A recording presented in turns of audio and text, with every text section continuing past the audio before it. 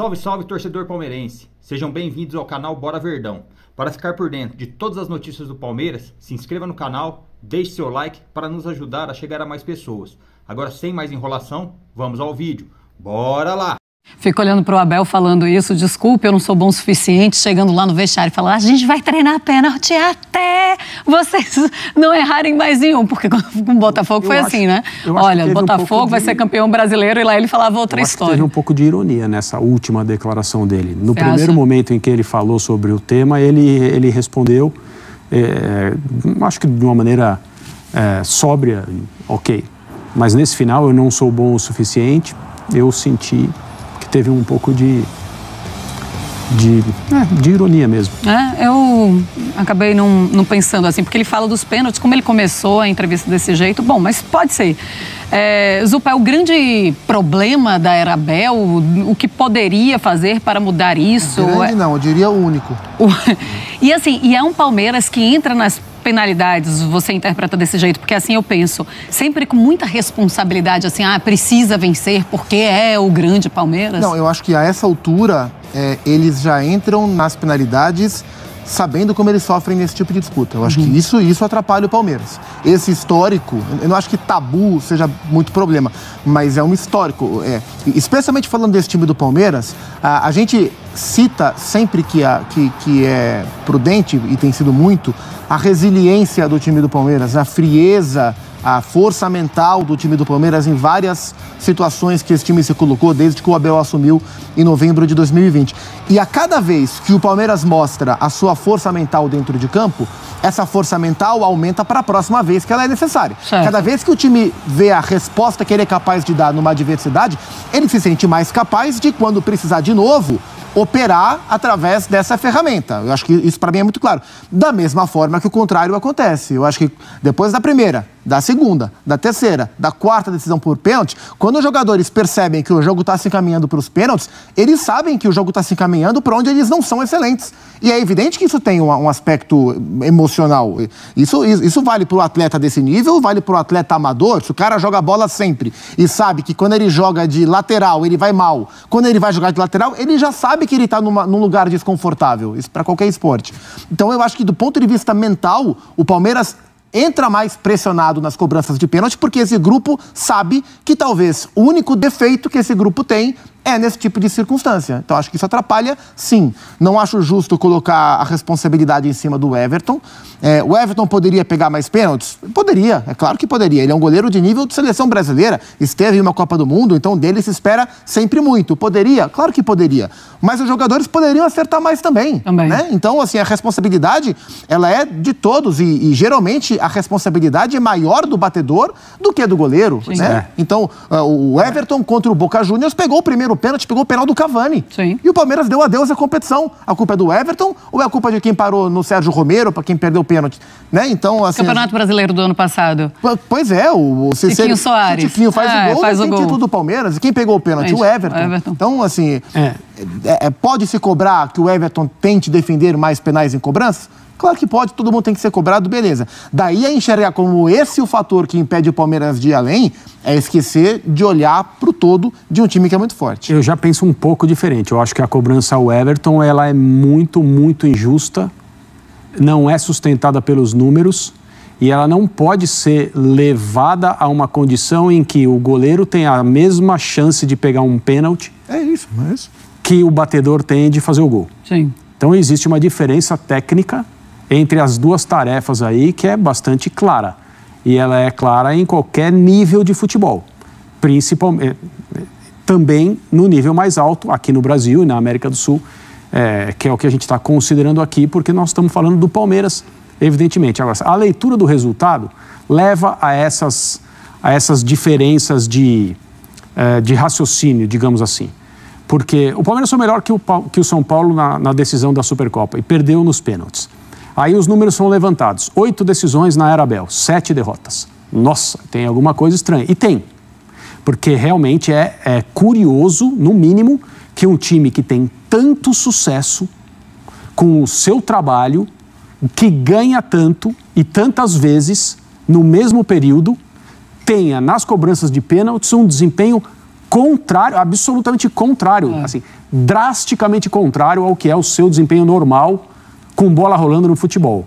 E as decisões por pênaltis, elas são muito diferentes, elas são muito distintas, mas elas fazem parte. Infelizmente, esse é o mecanismo pelo qual empates em decisões são resolvidos. Sim. Tiros da marca do pênalti. Ah, mas o Everton tal, pelo amor de Deus, ele não pega pênalti. Ele pega um pênalti por série. Sim. São 10 disputas, 10 defesas, média. Não estou falando que ele pegou um em cada. Sim. Pode ter acontecido dele não ter pegado nenhum em uma, pegado 2 em outra, vai. Média, 10 disputas, 10 defesas. Uma por série. Pode aumentar? Pode. Mas ele pega uma. Uma ele pega, em média. Então, eu acho que o que mostram os números, o desempenho dos batedores do Palmeiras está abaixo do que deveria. Pela dificuldade, eu não estou dizendo que é fácil, a pressão é tremenda, técnicos top de linha como o Abel Ferreira, ele é top de linha, dizem que é impossível recriar as condições em treinamento para preparar um jogador para bater o pênalti. Então, a parte humana, a parte mental, a forma como o jogador se sente, como ele está naquele dia, naquela noite, o quanto ele treina, tudo isso vai para um liquidificador e muitas vezes o cara vai e perde o pênalti. Então não encontraram ainda uma maneira. Agora, tem a parte científica que é observação de adversário. Sim. E eu duvido que o Palmeiras não faça o trabalho que deve ser feito. Duvido que o Palmeiras não faça. Eu disse isso ontem no Linha de Passe. Eu me recuso a crer que o Palmeiras não observa adversários de modo a munir os seus goleiros das informações necessárias para tentar prever comportamentos e para tentar ter um desempenho melhor nas defesas. E também se observa o goleiro do adversário, contra quem você vai bater, como que é a característica, vai para a bola, espera, não espera, arrisca, não arrisca e tal. Então tem algo diferente acontecendo com o Palmeiras, ou então é um período que é longo, né? Não é um período curto, e é antes do Abel até. Antes do Abel chegar, se a gente estendesse, abrir para antes do Abel, são 13 decisões e 11 derrotas. Com o Abel, 8 decisões e 7 derrotas. É bastante coisa. Então, isso eu acho que é para ser conversado, é para ser debatido, mas apontar o dedo para o goleiro, eu acho injusto, especialmente se esse goleiro pega em média um pênalti por série. Ele coloca o time dele em condições de ganhar.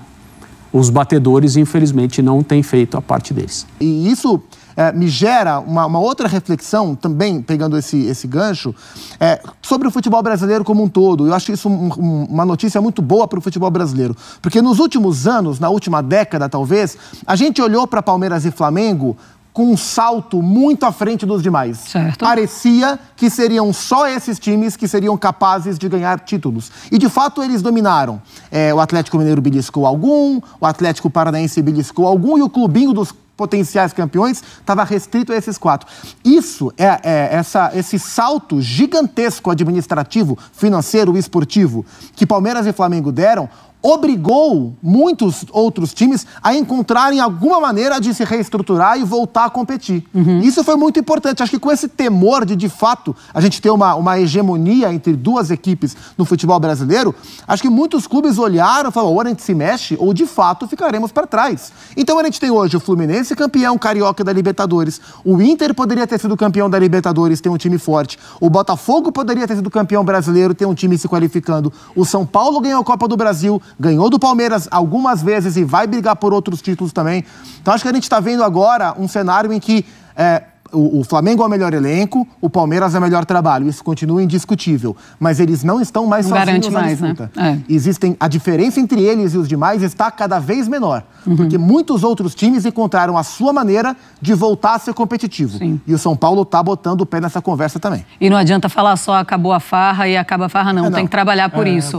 Agora, André, a gente viu um São Paulo que a gente olhava para a torcida e era uma torcida que tinha muita desconfiança dos jogadores. deles. Então era cada jogo, o São Paulo melhorou. Aí no jogo seguinte, não. O time do São Paulo não tem a garra que precisa. A gente não consegue mais ver os jogadores com orgulho de vestir essa camisa do São Paulo. Isso era algo que era muito repetido a cada partida em Campeonato Brasileiro, quando aconteceu com o Diniz também.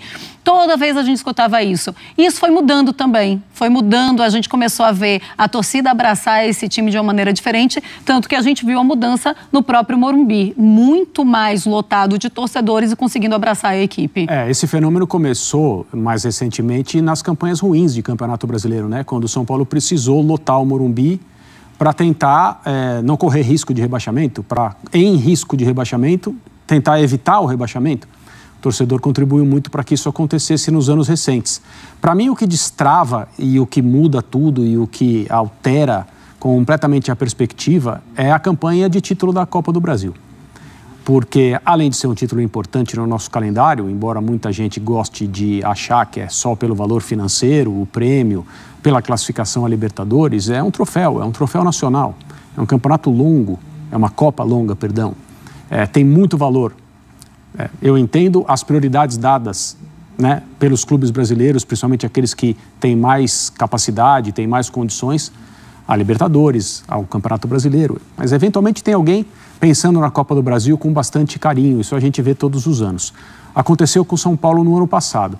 E isso tornou ser jogador do São Paulo uma tarefa menos pesada.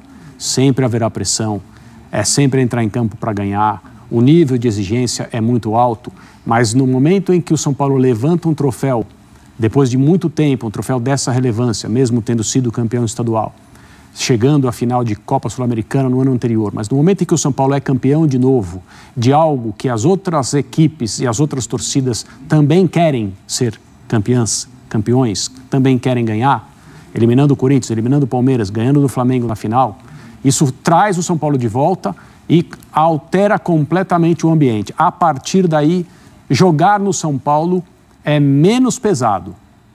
E quando as coisas são assim, a perspectiva, como eu disse, de coisas boas acontecerem é maior, é melhor. Não pela Supercopa. A Supercopa vale essa festa aí que foi feita pelos jogadores no campo, vale o comportamento do torcedor que tem todo o direito, para não dizer que tem o dever de ter uma segunda-feira absolutamente fora da casinha, está tudo certo, isso aqui não há nenhum problema nisso. Mas se trata de um jogo. E com bola rolando, é perfeitamente possível dizer que o Palmeiras foi levemente superior ao São Paulo até os pênaltis. O São Paulo ganhou nos pênaltis. O Palmeiras perdeu nos pênaltis, como habitualmente perde sob o comando desse técnico que levou o Palmeiras a tantas vitórias. E eu não estou fazendo nenhuma relação entre o nome do técnico e a derrota nos pênaltis, apesar disso estar no debate. Eu estou dizendo que o nome do técnico simboliza uma época de glórias na história do Palmeiras, talvez a maior época em termos de glórias. Sim. Mas há uma questão envolvendo as decisões por pênaltis que a gente vai debater, porque ela tem importância. Então, com isso eu estou querendo dizer que a Supercopa confirma o que o São Paulo fez na Copa do Brasil do ano passado e é mais um motivo para o torcedor ficar animado para o futuro. Mas é um jogo. E nesse jogo, o adversário do São Paulo foi melhor. Futebol não dá prêmio a ninguém por ser melhor. Futebol dá prêmio a quem coloca a bola ali dentro da casinha para onde ela tem que ir. O São Paulo fez isso na disputa de pênaltis, o Palmeiras não. O título é merecidíssimo, não há 1 centímetro a menos. Mas a Copa do Brasil é aquilo que muda a realidade do São Paulo depois de muitos e muitos anos sem um momento como esse para comemorar.